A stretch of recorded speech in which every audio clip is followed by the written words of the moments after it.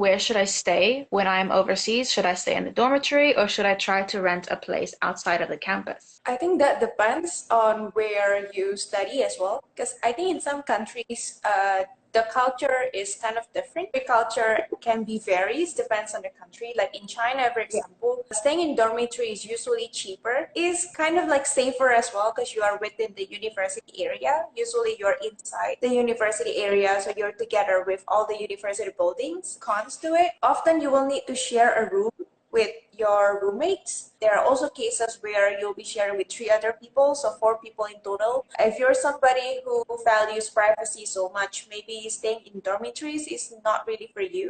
In my previous university, there's also like a curfew as well. They might close some gates during certain hours. But yeah, Yes. there's like some pro and cons to it. Like, because like renting a place outside of campus is usually more expensive if it's in China. Mm.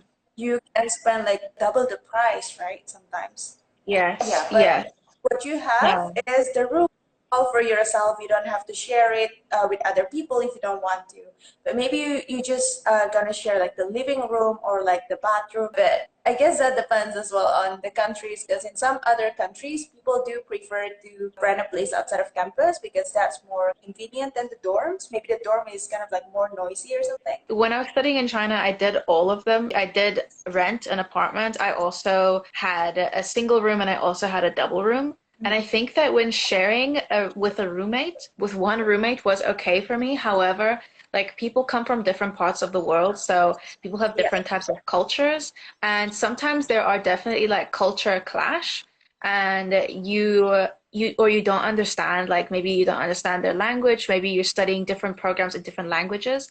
So Yeah. I know my roommate was studying hers in Chinese because she was Chinese Malaysian.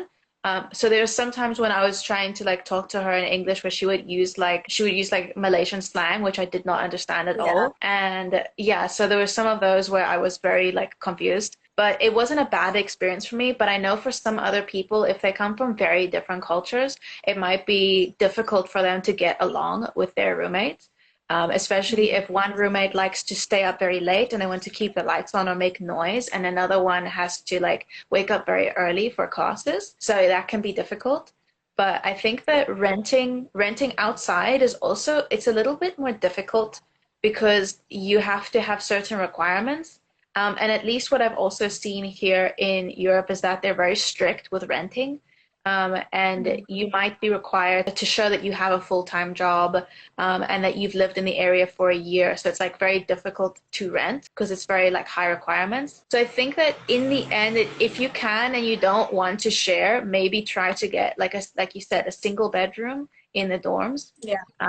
That would probably be the best option for you if you are very scared you're not going to get along with people. But I would say at least try to do sharing. I think it's a good experience if you do get along with them, and you can always change later if you don't want to continue. Yeah, I think it's a good way to learn each other's culture and language as well. Because I feel like living in a dorm is actually more social. You get to meet new people, and people are generally very friendly as well. Yes, in my dorm we had four people overall, and it was one person from me from South Africa, another one from Costa Rica, someone from Vietnam, and then another person from France. So it was very multicultural.